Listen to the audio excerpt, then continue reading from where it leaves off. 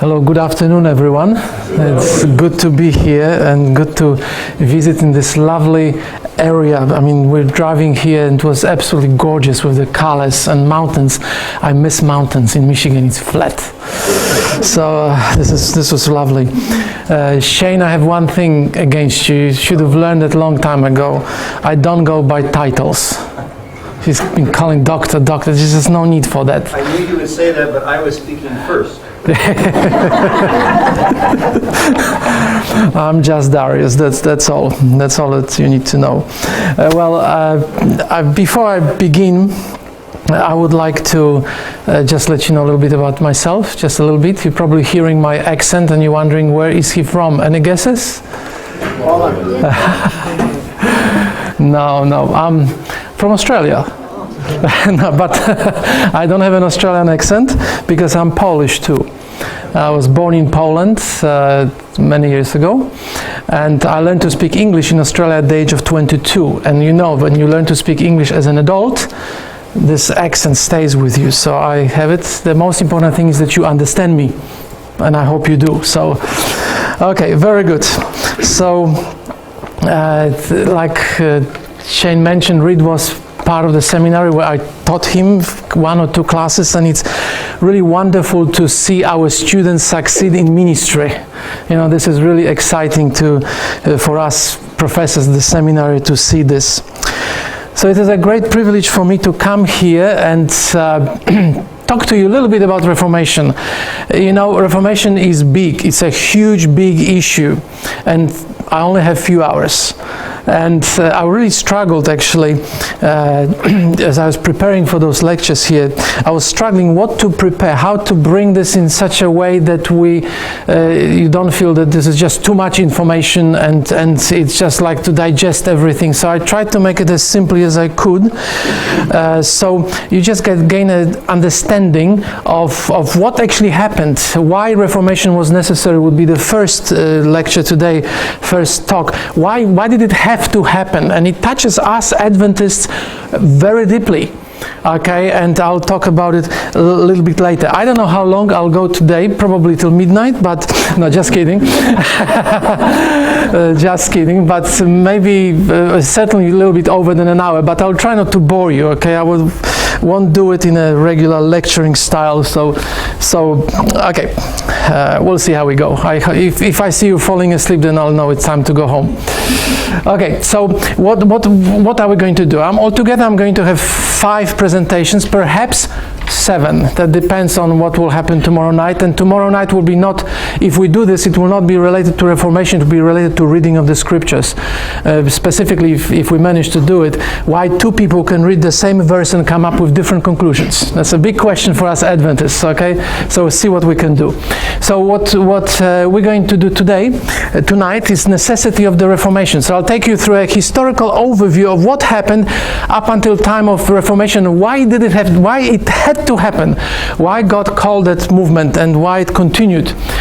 Tomorrow there will be the genius of Reformation, and I think you're blessed because you're going to hear this presentation. Tomorrow I'm having a presentation in a big church and majority of people will not hear this and they will probably have difficulties following. I don't know, we'll see. I'll try to make it as good as possible, but this presentation's laid foundation for this presentation, okay? So this will be in a big church.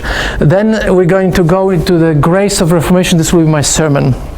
And this is an important sermon because we should be all about grace, and I'll talk about grace.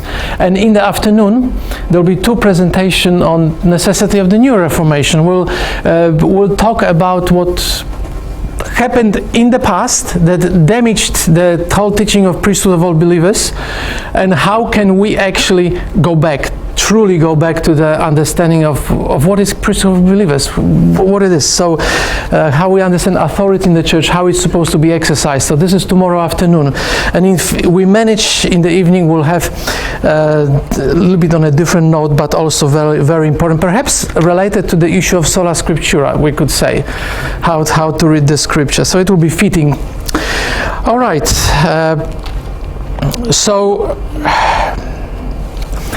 What I'd like to do today is basically focused on one aspect of the Reformation, which is the doctrine of salvation. Reformation at its core was really about salvation. Yes, when you look at the 200 years before the Reformation, you will see that the church was ridden with corruption. You see that there was a lot of abuse, a lot of problems in the church. You will see that it was all about money. I mean, the Reformation to a large degree was also about money. You probably know this, that there was money collection, and Luther just did something and suddenly the church could not collect money, and there was all kinds of problems and issues. But when you really think about it, at its very core, the Reformation was about the doctrine of salvation. And this is where I'd like to begin. I'll take you on a little bit of a journey, and then we'll reach the Reformation tomorrow. Today, I'll get you to the time before the Reformation. So, salvation. Okay, salvation. Salvation appears to be a very simple matter, right? When you on a surface, okay, very simple matter. How do we get saved, and how does this work? And you've got this verse here, this beautiful verse, John 3:16. For God so loved the world, and He gave His only Son, that whosoever believes in Him shall not perish, but have eternal life. Or you'll have another verse: He who has the Son has life. He who does not have the Son of God does not have life. It appears simple. You either believe in Jesus or not. If you believe in Jesus, you're saved. If you don't believe in Jesus, you will have a problem. Okay, you might not have eternal life. So it seems like a simple matter. But on the other hand, salvation is incredibly complicated, because you have to think about, for example, incarnation. That Jesus was a being in heaven and He became a human. How does that happen? Okay, and then He does miracles when He comes on earth, and then He dies, and then He gets resurrected, and then He goes to heaven as they watch Him going to heaven. Now He is in heavenly sanctuary ministering, and all of this put together makes salvation very complicated. And then you ask a question: who am I? What kind of person I am as a human being, you know? Where do I stand? What happened to Adam when he sinned? And what were the consequences of Adam's sin on humanity? So if I ask you a question, are humans born sinners? So when I'm born, am I a sinner? And suddenly we have an argument. Because some people in our Adventist church would say no. When you are born, you're not a sinner because you haven't sinned yet, so you are not a sinner. Other people will say, but of course you are a sinner. Of course you're a sinner. You're born sinner. So suddenly, simple answers, just believe in Jesus, become extremely complicated. And whatever answer you give to this question will color your view of salvation at the end. And this is what we're going to explore a little bit. And if you know some Adventists who ask these questions, are human born sinners, you will find out that depending on your answer, you'll arrive at a different point of understanding how God saves us. So this is a very important question. So what I'm going to do tonight, okay, 3 stages, okay? 3 stages. The first 2 stages will be short, and we'll concentrate on a stage 3. Stage 3 will help us to understand. You'll discover some interesting things here. But stage 3 will help us to understand why Reformation was absolutely necessary. Why God had to do it, okay? We'll start with stage number 1, very briefly, early post-apostolic Christianity. This is the 2nd century. Then we'll move to this section. I'll explain this in a moment. And then we'll go into Catholicism. And then there will be stage 4, which will be tomorrow. We'll talk about the Reformation, the genius of the Reformation. So let me just very briefly, okay, I've got just one slide about this whole thing. One slide here in a moment. What happened when the apostles died? The church moves into a 2nd century. What happens with the doctrine of salvation? Okay, so what did those people who were early, we call them early church fathers or early church thinkers, what did they say? What I must do? What do I need to do to be saved? So they believe this kind of thing, that humans were damaged by the fall of Adam in Garden of Eden, but not entirely. That means that we can get better and better and better and better. And the better you obey, the better you come close to God, and then you can develop this kind of union with God, and God will accept you.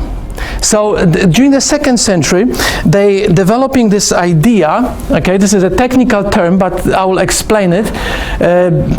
Just about every early church father of the 2nd, 3rd, and 4th century believed in this little word, theosis. Theosis simply means becoming like God. So how do you get saved? You have to become like God. Okay, the closer you resemble God in your behavior, in your life, the more likely you have a chance to be saved. It's almost as if the early Christian people forgot about Paul, about his writings, about the fact that salvation is by grace, only by grace, and so on. It's just like up until the 5th century AD, this idea of blood of Christ kind of disappears.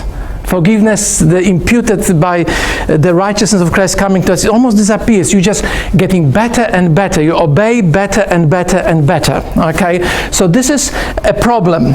This is a problem because, like I said, just about all early Christian thinkers embrace this kind of view of salvation to lesser or higher degree. You are saved by obedience. This whole situation culminates or comes to a climax at the end of 4th century, beginning of the 5th century, and this is a stage 2. This is the early Middle Ages, and we enter this kind of controversy, that this is the first serious controversy that deals with the doctrine of salvation. How are we getting saved really, okay?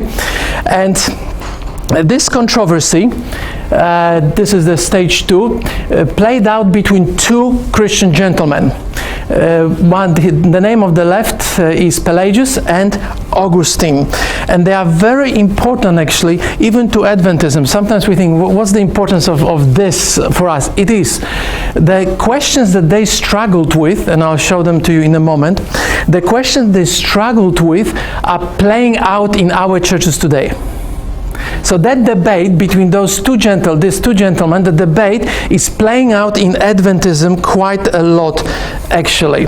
So debate was about human nature. Are we sinners? Are we not sinners? We're born sinners? We're not born sinners? What happened to Adam when he sinned? What happened to his nature? What happens to people who come after Adam? What is their nature? And so on. And it's kind of this discussion of human nature, discussion on sin. What is sin? Okay, is sin just breaking the commandments? That's it? Is it all there is to sin? Breaking the commandments? Or there is something deeper about sin, something that is ingrained in our nature that is sinful? So they're discussing this, and nature of God's grace. What is God's grace? Okay, how does God exercises His grace? And those two gentlemen will have a very, very different answers to these questions. So let me just very briefly tell you about Pelagius. Okay, so Pelagius is a British monk who comes at on this wave of good behavior as far as salvation is concerned. You need to really behave well in order to be saved. So he's from Britain, and he travels throughout Europe, and he agrees with all of the early church fathers said, and he's kind of like a ultimate expression of what they believed. And he comes to Rome and begins to teach very interesting things. He begins to teach something about human nature that was not quite taught before. He says that, yes, when Adam sinned, something happened to him, but only to him. There is nothing that happens to anybody else after Adam. So that means, he says, that when we are born, when we come to this earth, we are exactly like Adam before he sinned. Okay?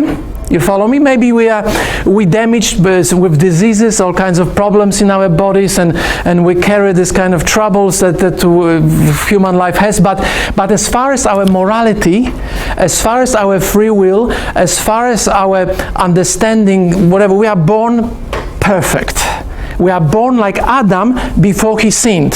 So therefore, it means that Adam's sin has zero effect on us. As far as our spiritual nature, nothing, completely zero.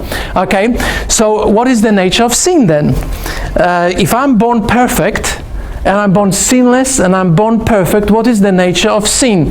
And he gives us a very interesting answer. Sin is refusal to obey the commandments. Does it sound familiar now? Okay, a little bit.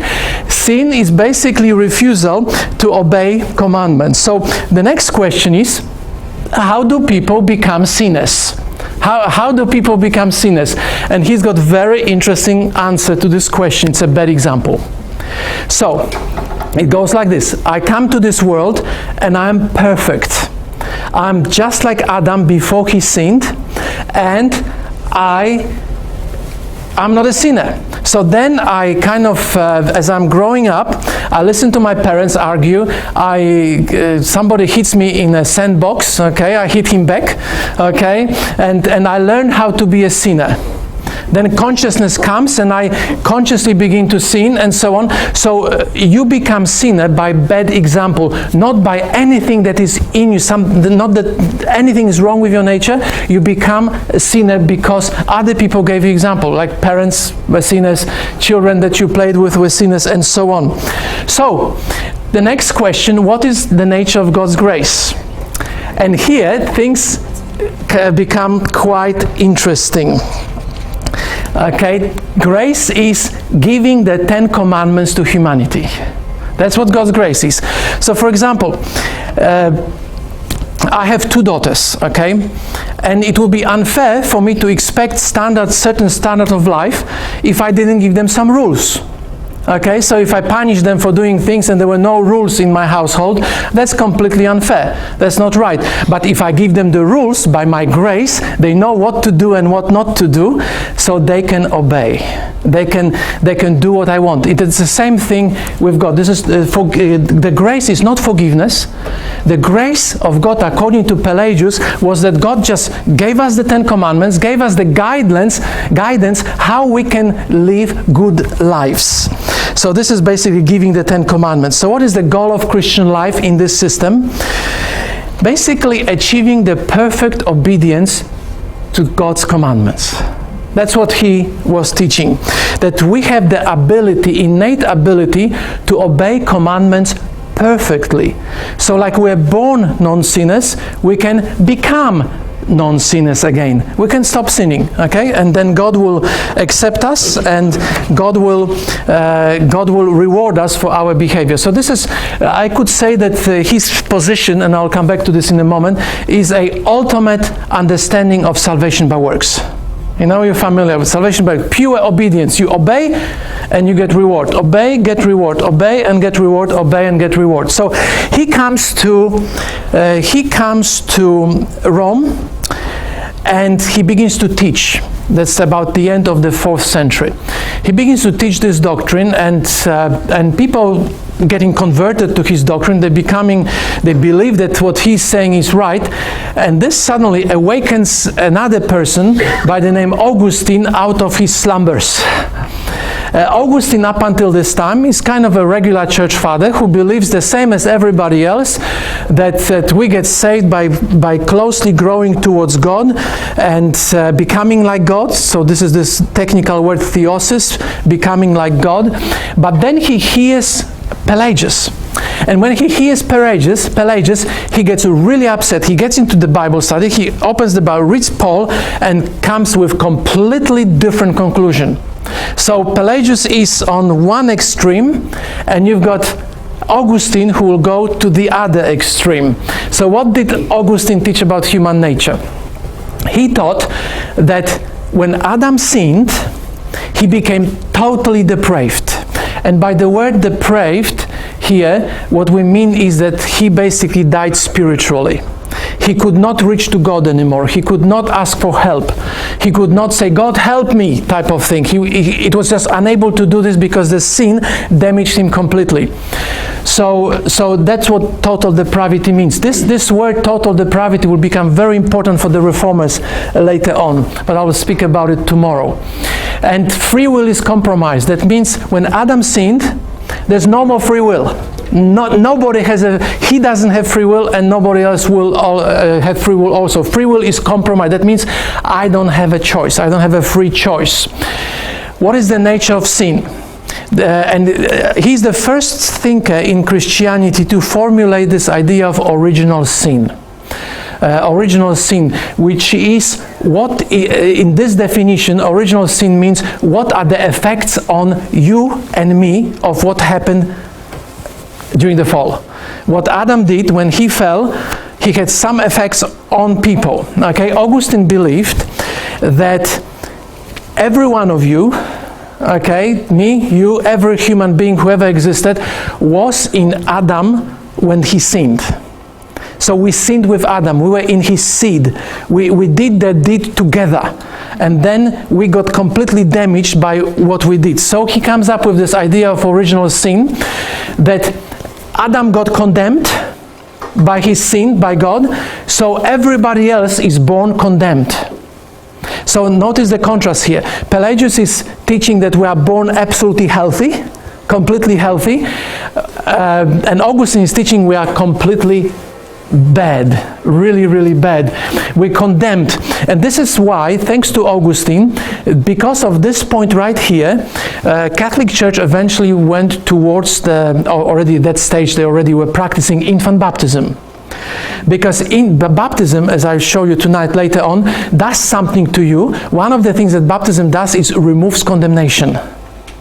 So therefore, good Catholic parents have to take their children right away to the priest as soon as possible and baptize them, because that's the removal of that condemnation for what Adam did in Garden of Eden. So this is the number one thing. Number two, we all have, according to Augustine, inclination to sin. That we have no inclination to do good, there's inclination to do sin. And number three, total depravity, okay? This is the classic definition of total depravity that thinkers will tinker with for the rest of Christian history, and we do that too in Adventism. Okay, we have our own version of this. Okay, so and of course you know that we don't follow Augustine completely in these issues. This total depravity will become a very important issue for the Reformation. Okay, we're going to talk about it tomorrow. So notice one thing. Human nature, we are totally depraved. I'm dead. I cannot reach out to God. And I'm done. I'm finished. Okay. So God will have to initiate the process of salvation. So what is the nature of God's grace? If I cannot reach to God, He has to give me the gift of His grace.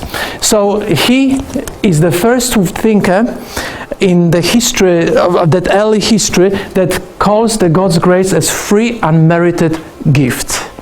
It sounds good, doesn't it? That grace is free unmerited gift, but it comes with a price. It comes with a price. He says that this gift is irresistible. That means you cannot resist it. You cannot say no to God, because you are completely done, you are completely dead. You cannot possibly say you cannot say no to God. You cannot say yes to God either. Okay, so free unmerited gift. He's the Father. He's the first one who came up with the whole idea of predestination. Have you heard about the idea of predestination? Basically, this is the idea that in eternity past, God decided, first of all, let me just begin with this. After Adam's sin, we are all basically dead. Everybody's just, he's got this technical term, massa damnata. We are damned mess of humanity. Damned mess of, that's a massa damnata. It sounds massa damnata, but that's what it is. We are all damned mess of people, okay? And in eternity past, God just looked around and said, I will save you, I'll save you, I'll save you, I'll save you, I'll save you, I'll save you, and I'll save you. The rest of you, I'm sorry. Okay, there's just no hope for you. And when God says, I will save you, you don't have a choice. You cannot say no. Okay, it's impossible to say no. You have to embrace it, and you will become a Christian because God will organize it in such a way. Okay, so this will be very important teaching. Eventually, it will be. We'll talk about it during the tomorrow's lecture a little bit. Okay, about what happened during the Reformation. So, but for now, you've got these two extremes. Okay, and I've got a illustration here of Pelagian understanding of salvation. This is kind of a little bit crude. I played with my PowerPoint thing here, but imagine that this is a boat in a world, and God is in this boat, okay, and there are people outside, kind of sinful people, okay, and God wants to, they're calling out for help. They're not damaged by sin, they became sinful by example, okay? But so they got out of the boat by example. They were in the boat, got out of the boat, and now they're shouting, "Please, God, help us! Please, God, help us!" And God says, "Yeah, of course." He throws a ladder, okay? And that ladder is 10 Commandments. And he says to these people from the boat, "Come and swim here, okay? And you climb back through your obedience back to the boat of salvation." So this is a kind of understanding of Pelagianism. Augustine was a little bit different. Okay, Augustine had a different situation. You've got everybody dead. Okay, all right. Notice that those people are face down. Okay, they don't even know that they are lost. So God has to make a decision, okay? And he put those targets on the backs of those people. God makes the decision, okay, I'll choose this one, I'll choose this one, I'll choose this one. And God gets out, okay, grabs those that he wants to grab and brings them to the boat of salvation, and those people don't have a choice. And those people, the rest of them, don't even know they're dead. Okay? So those people cannot resist God's grace. They cannot say no to God. They cannot say, "Please, I don't want to be saved." No. God made you for salvation. He predestined you for salvation. You don't have a choice. So here we have God picks up somebody and brings those people back to the boat. Okay. So here we have two extremes, okay? Two extremes that were established by the 5th century. So we've got Pelagius, who believes that we are saved by sanctification only. There's nothing of this justification stuff, whatever, okay? We are saved by obedience. So this is one extreme. And he starts with human nature. I'm very, very good being. I'm born perfect. There's nothing wrong with me. I can obey. I have ability to obey God's commandments. Augustine comes up and he says, this is all rubbish. This just doesn't make any sense. And he goes to another extreme where he says we're saved by justification. God justified us in eternity past through his election. He elected us, and that was the justification. So when we are born, we're already born predestined.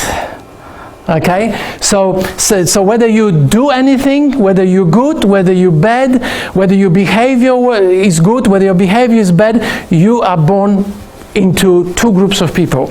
Okay, so this is important now, because I call it the two bookends of Christian theology of salvation. Okay, and if I had the chance to have more lectures, then we would explore it a little bit more, but it will be very short today and tomorrow. Two extremes of Christian understanding of salvation. So here in between you will find every single religion of the world. All religions of the world are there. All Christian religions are there. Everything. So here you will find, closer to Pelagius, you will find Islam. How do you get saved in Islam? By doing good works, right? You will find closer here somewhere, you'll find Buddhism, Hinduism. How do you get saved in those religions? By doing good works, okay? You will come closer, you will find the quasi-Christian religions that emphasize obedience, like Jehovah's Witnesses, for example. You have to do certain things. It's very important for them. So there will be somewhere here, maybe closer, okay? On the other end of spectrum will be Calvinism, which is very close to Augustine, okay? Teaches predestination and so on. Somewhere in the middle, between those two extremes, as far as salvation is concerned, okay? No other doctrine, just salvation. How do we get saved? It's Roman Catholicism. But somewhere also is Adventism. Okay? So, Catholicism, and I'll explain it, well, let's just go to Adventist. We don't believe entirely by salvation by works, right? We don't. We don't believe in salvation. But we don't entirely believe salvation by grace without works, right? So, how do we do this? Okay, are works necessary for salvation and so on? We'll take a look at this, hopefully. Okay, so, but Catholicism also kind of like brings those two extremes into the middle in some way. So the problem here is this.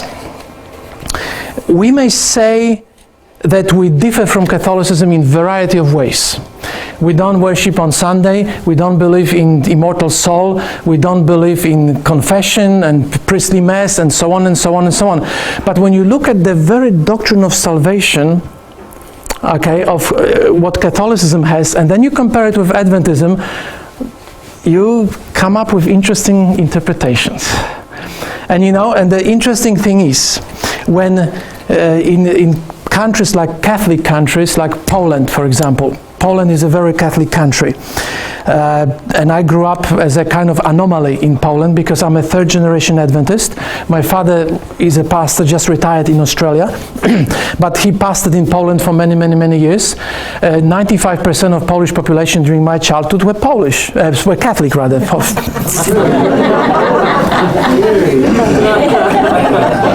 22. I ate too much. I told you I'm eating too much for supper.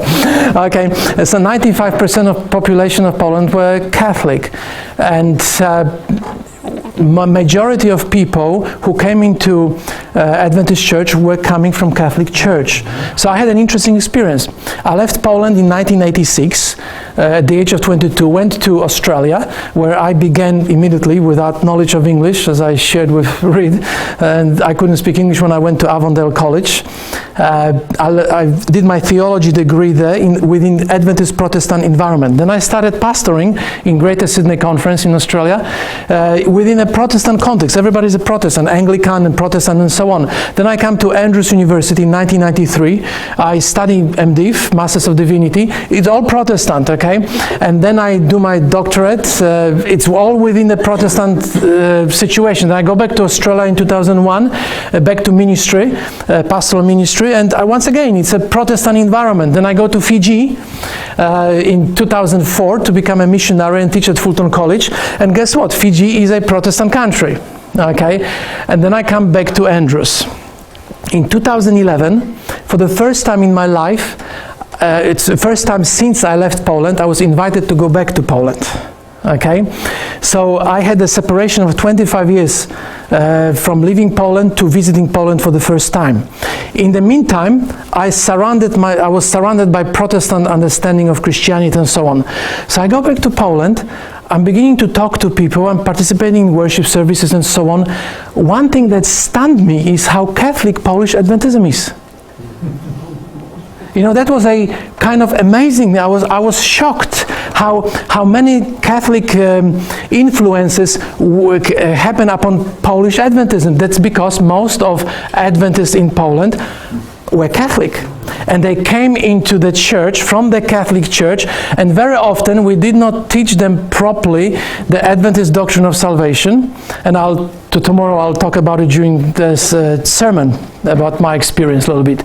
Okay, we did not teach them the proper understanding of the doctrine of salvation. We did not teach them what is a proper understanding of ministry in the church. We did not teach them what is the proper understanding of the church. And suddenly, the Catholic doctrine of salvation slips into Adventism.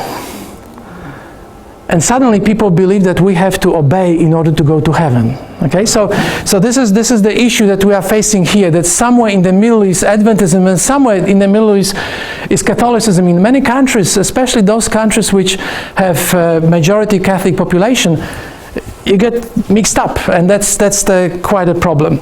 So we arrive at those two extremes. So this is what I'd like to start tonight, and then now we go to Catholicism.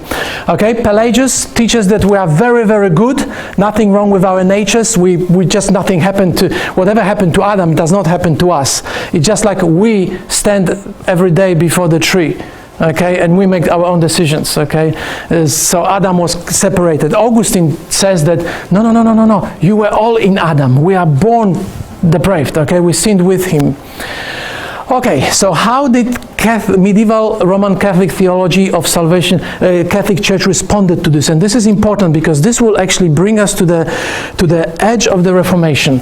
Okay, why Reformation had to happen. So, all right. So let me just run with this. Catholic Church had to reject both extremes. Why did Catholicism reject both extremes? Okay, I told you that Pelagian controversy happened in the 5th century. But something very important happened in Catholic Church in the middle of the 3rd century. Very important development that began at the end of the 2nd century and just grew and finally was completed by the middle of the 3rd century. The church began to resemble a pyramid. And do you see what's happening here? You've got God. Look, Jesus is there with God, and you've got believers here, but something came in between God and believers. What is it? It's the church. Okay, specifically, it's the ministry of the church. This is the pastors of the church. This is the priests and bishops. Okay, they become necessary for God's communication with the believers. So that's why we have this saying that comes back to this Christian father that was working in the middle of the 3rd century. His name is Cyprian.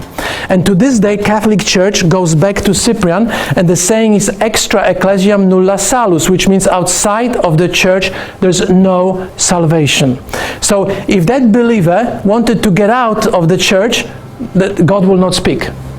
So that believer, those believers here began to depend, this is very important for the Reformation, those believers began to depend on this church for God's grace. That means that God's grace would not pass on to the believers except through the church, except through the ministration of the Christian priests, Christians, pastors. Okay, they were absolutely necessary. If you wanted to be saved, you needed to be baptized. But baptism would not work, as I will demonstrate to you in a moment, unless an ordained priest is doing it. Okay, so ordained priests needed to do the Lord's Supper, because Lord's Supper would not work.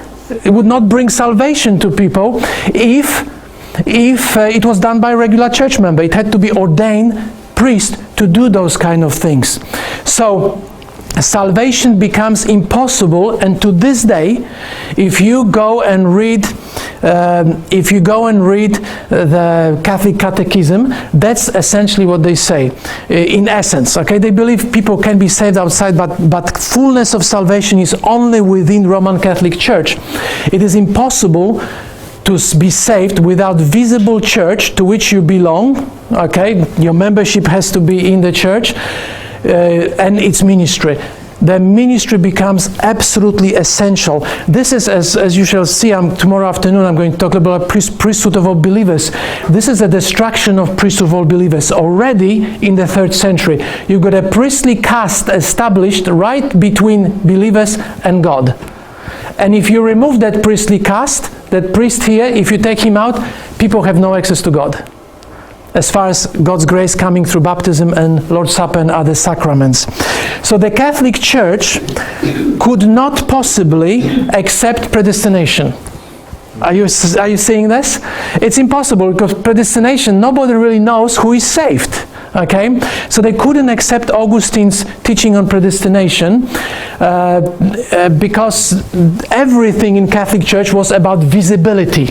You either in or you out. You either have your membership in the church or you don't. If you have your membership and come to the Lord's Supper, if you are baptized and come to the Lord's Supper, you will be most likely saved, okay, unless you commit mortal sins, but generally speaking you don't have a problem, okay. But so predestination was impossible, so they removed this idea of predestination, but they accepted some other elements that were unhealthy. So let me this is what they're trying to do.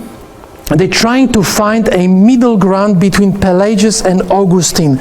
Sometimes it is referred to as semi-Pelagianism. Okay, I could say much more about this. Some Catholics would disagree with me on this, but that's basically how it is. So let me explain to you how do Catholics during that period in the medieval ages and up to the Reformation, how did they explain human nature? And this is a fascinating story. Fascinating story. So what did they think about human nature? What they believed, first of all, that when Adam sinned, he was not totally depraved. Nothing really happened that bad to him. He was damaged. His morality was damaged. He kind of became sick, so we could say, okay? But the fall did not damage him. There was some goodness that was left in him. A goodness that could actually make him work with God as far as the process of his salvation. So they believe that Adam's children have a possibility to respond to God in the process of salvation. According to Augustine, nobody can respond. Nobody can respond. Okay, God has to grab you and he forces salvation on you whether you want it or not. Of course, if you elect, you most likely will want it. But they Catholics said that Adam was not as damaged as Augustine said.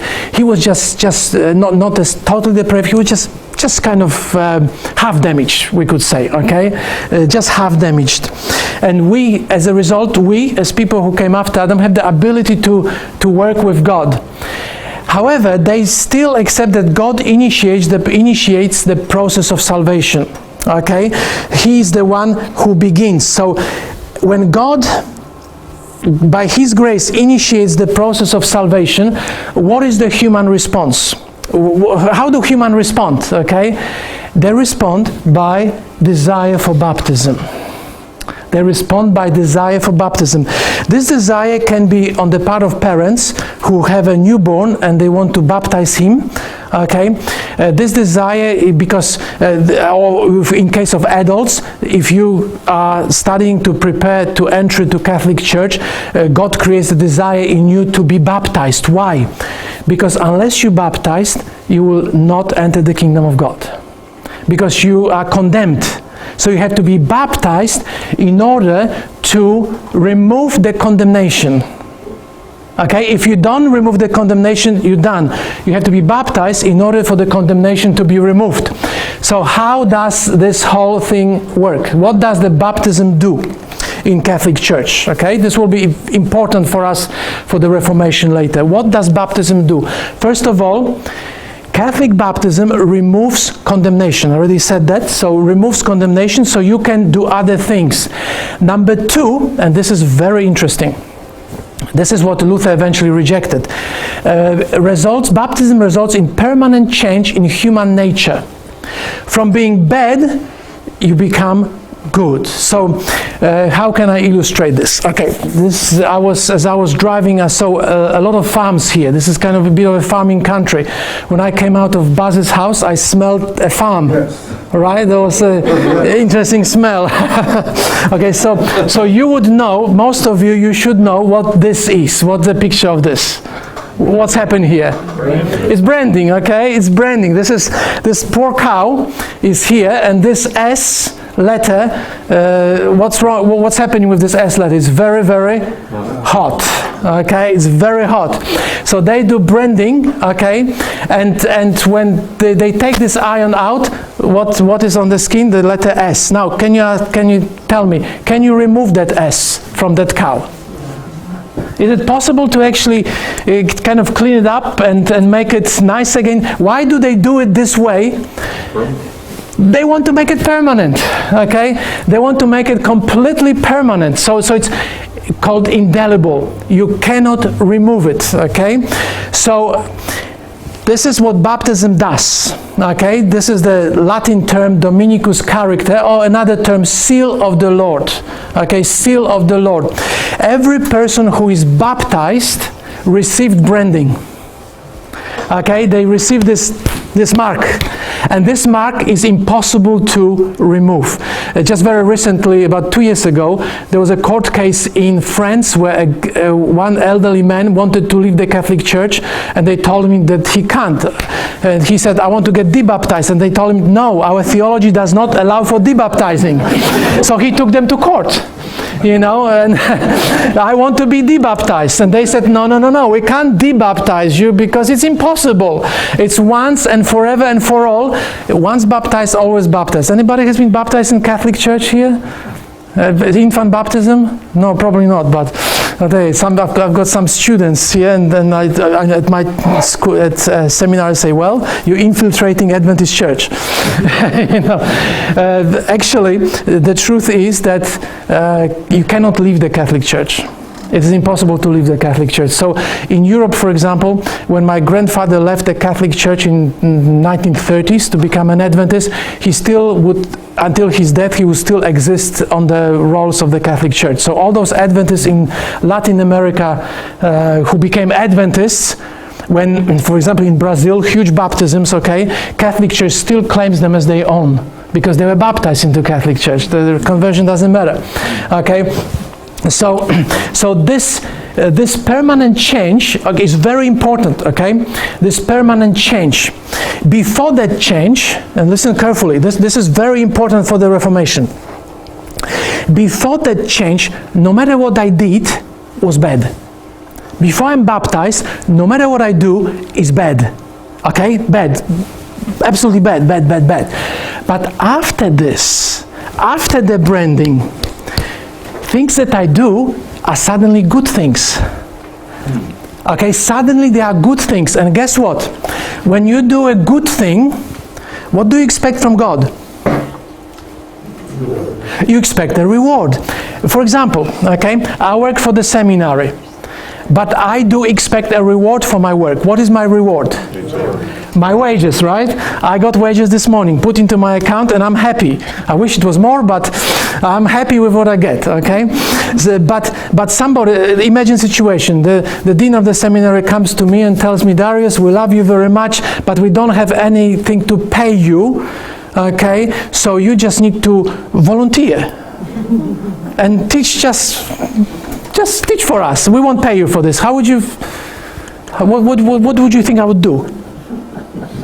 See you later. Yes, see you later, that's right. I would find a job at McDonald's, right? Because I need to feed my family, right? I would flip burgers because I need to feed my family. This is the same kind of scenario, in a way, similar. When suddenly, because of baptism, I become a different person, a marked person, things that I do now are good things. Okay? And when God sees good thing, He cannot say, I can't reward you for this. A really good thing that human does has to be rewarded. Has to be rewarded. Okay? So God would not be just if I do something good, say, if I see a beggar and I give the beggar $10 and I say, did you see that, God? Okay? And God says, yes, bingo, do more. Okay, and you have a greater chance, all right, to get to heaven, all right? Are you seeing the dynamics here? Work more, you have a greater chance to get to heaven, okay? So suddenly you've got a different situation because of baptism. That seal, by the way, is carried by only 3 sacraments. By baptism, by confirmation, and by holy orders, ordination. There are 7 sacraments in Catholic Church, but only 3 carry the change of soul. So once a priest, always a priest. Once you have ordination, then you can do things with the Lord's Supper, you can baptize people, but you cannot delete your ordination. You can stop being a Catholic, but you cannot delete ordination. So that's why very often Catholic Church, instead of dealing with the problems, they would move the priest from place to place, because it still works. Okay, it still works. It's still an important thing. So now, because of this permanent change in human nature, you suddenly, your good deeds, you're producing good deeds. And when you're producing good work, just like I hopefully produce good work at the seminary, so they still pay me, so I must. Okay, so I produce this good work at the seminary, and they pay me. They reward me for my services. So it's justice. It's a just thing to do. Wouldn't you agree? It would be unjust, or unjust, right? If I worked for free and they wouldn't pay me. I mean, I could if I was a rich person, but I'm not. I need to feed my family. So if I work and then don't pay me, unjust. So here's a similar situation. You do good job, good works, God is just and will reward you for what you do. So this is where we come to this situation. Maybe another illustration here. Do you know this sign? This is again coming from this country. Have you ever seen this sign on machinery? Choke, okay. Do you know what a choke is? Can anybody explain how choke works? It's with carburation. Carburation, okay, but what how much air it gets, okay? So when you start the engine, you do, this is a choke example, but when you start the engine, you do this, right? So you less air, more gas, okay? So the engine gets warm, but as the engine gets warm, you open up the choke, so now you can actually have better mixture. But this is what baptism does in a kind of a crude way a bit. Baptism opens a valve in the soul. Apart from making you good in such a way, or better in such a way that you can do good works that really count, okay, like being obedient so that it counts, suddenly there's this opening, and now God's grace through the ministry of the pastor, priest, can come through you, okay, through this, it's open. People who are not baptized, they are locked, okay, so not baptized people are like this. Baptized people are like this. So another illustration, similar. This is a cross-section of a pipe. You see, I like this kind of technical illustrations to explain theology. Okay, you know cross-section of a pipe, that means this section is missing. So this is half of a pipe right here. So you've got a valve that is locked and nothing can pass through, and you open the valve right here. So this valve from here, this position goes to this position. So this is the same movement. Now, when you're baptized in Catholic Church, this happens like this, and it's welded forever. Okay, you can't move it anymore. It's stuck. Okay, it's just like impossible to move.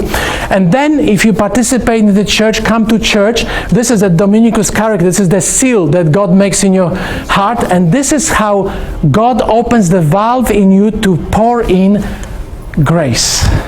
Okay, so you have to be baptized in Roman Catholic Church in order to receive salvation. So, what the Catholic Church does, okay, with those two extremes. Remember those two extremes? Pelagius says that we are what? Very, very good. Okay, nothing happened to us. Augustine says that we are very, very bad. We are depraved, completely depraved. So what Catholic Church does is this. Okay, they combine the two, and it becomes a Catholic doctrine of salvation. So in Roman Catholicism, justification is combined with sanctification. This is very, very important what I'm saying here. Listen again. Justification is combined with sanctification. It's just like you would take two balls of Play-Doh, yellow and blue, and mix them together. Okay? And mix. I forgot to buy Play-Doh. You would stay in your mind better if I did. But you mix them together. What kind of color you get? You get green. Okay, that's right. So justification is mixed with sanctification. So what are the implications of this combination? What are the implications? If justification is mixed with sanctification, just think about it. If Sanctification is a work of a lifetime. I can increase my justification. Right? I can become better and better and better, and God will look at me, okay, and judge me, all right? Oh, this person is pretty good, okay? I can become better. So the ground for salvation is sanctification. You won't go to heaven unless you obey. Okay, so this is the implication of this teaching. So in Catholic Church, in the medieval Catholic Church, cooperation became essential for salvation. Cooperation, of course, you will say, yeah, but, okay, we'll come back to this. Okay, cooperation is essential. You have to cooperate with God. God does His thing, you do your thing, and you work together. So salvation looks like this in a way. God's work, God does His work, I have my effort, together is a salvation. You see this? This is God's work, my effort, my good works, things that I do, things that are good, and this is salvation. So in other words, in Catholic theology, before Luther, there was this kind of a pact. God makes a pact with humanity. Okay. Whoops, sorry for this. Are you awake?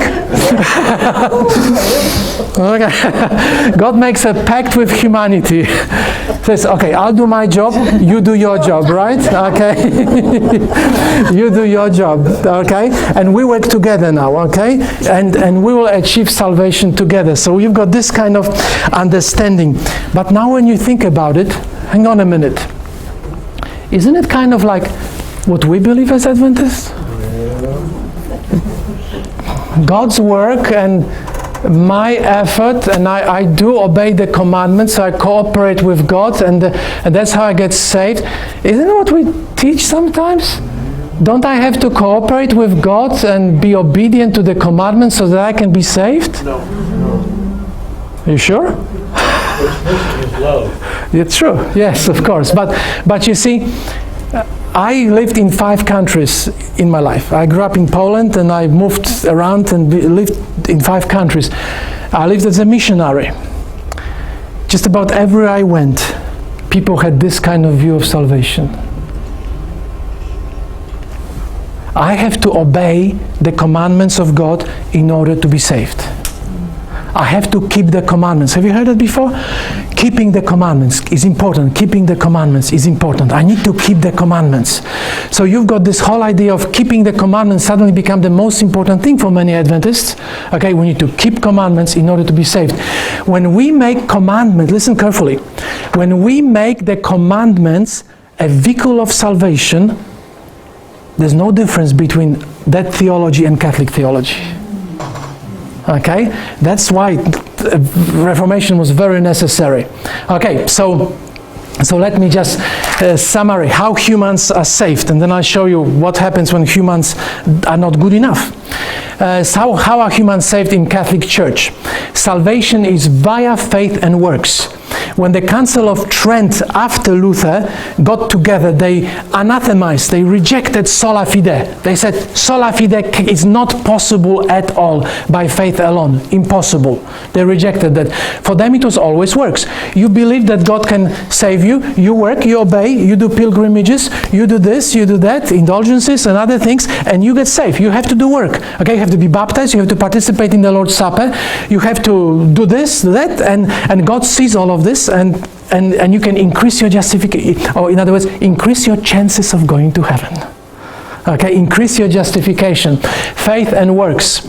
There's no such thing, as I said, as salvation by faith alone. It is completely impossible. No way that I accept by faith. I have to work. I have to do my job, especially since I'm changed and the works that I do are good works. So God can reward them, okay? God has to reward them because He is just. So justification is mixed with obedience. It's just one compound, okay, mixed up with obedience. So, good works, as I said to you, are real righteous efforts that must be rewarded, okay? This is the merit. Remember the word merit? Okay, meritorious salvation. This is your good works, okay, that must be rewarded.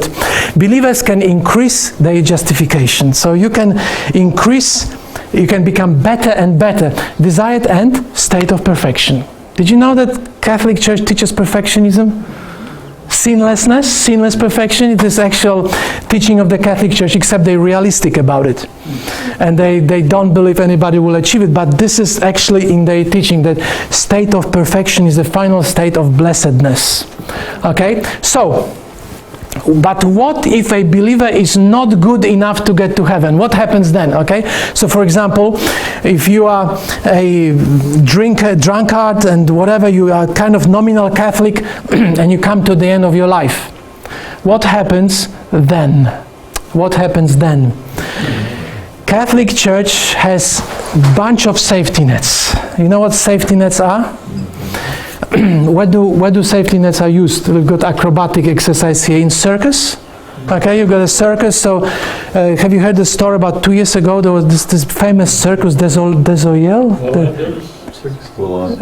There's some desolate, whatever. I can't remember exactly the name. They were trained to perfection, and they trusted so much their perfection when they were doing all the acrobatic thing that they finally removed the nets, because they believed that nothing will happen to them. We're so well trained, we haven't fallen for years now, we don't need nets. And then one day something happened, somebody fell and got killed. They didn't have those nets. Catholic Church has nets of salvation. Okay, so let me tell you about those nets. I call them Catholic safety nets. So this is a beginning of a Christian life. This is where a person begins a Christian life, and this is the line where you have to achieve salvation. So you have to, you're somewhere here, but in order to get to heaven, you can't get to heaven if you are here. Okay, so you can't get to heaven if you're here. You have to get to this line in order to achieve salvation. Okay, so this is how it works. This is a genius system, genius development, and it was throughout the history, just before Luther, that was believed too. Treasury of merits. There's a belief in Catholicism, and if you read Catholic Catechism today, you will find it. It's still there. Actually, this diagram is kind of created on the basis of my reading of Catholic Catechism. There is a treasury of merits in heaven. Treasury of merits. Merits are good works. That's another term for good works.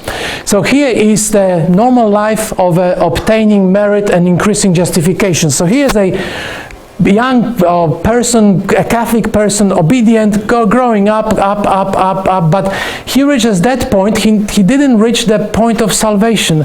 He just didn't get there. So, and then he dies. Okay, there's that. So what's happening? Okay, does he have any chances to go to heaven? And this is the amazing thing about Catholic system. There were other people in Christianity who actually lived a good life, a very good life, and through their good works, they reached that point of salvation, right here. But they continued being good, and they had extra.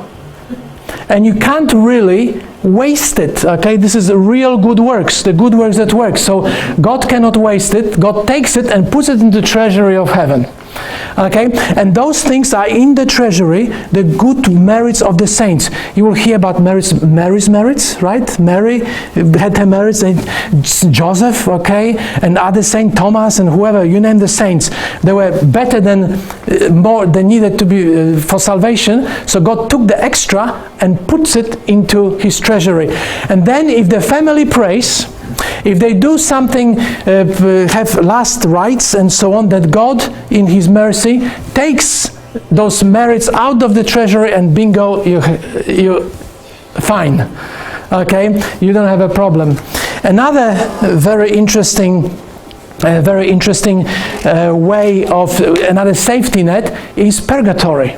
If you were not good enough, okay, and if nobody prayed for you, and you never reached that stage here, then you go to purgatory. And purgatory is purgation, cleansing of your soul. So your soul is going to be cleansed until there's a decision made that you're clean enough to be allowed to enter heaven. Okay, so this is the amazing system that you find in the time of Luther. This is that thing here where Tetzel comes and he begins to sell indulgences. That's exactly what it is, okay? He's frightening people. He says, he talks about people who died, okay? Somebody died and they never got to this line here. So I will sell you. You give me some money, I'll sell you a certificate that will guarantee that that person will go to heaven. So Tetzel goes around Germany, and he had this catching phrase. You probably heard it from your pastors.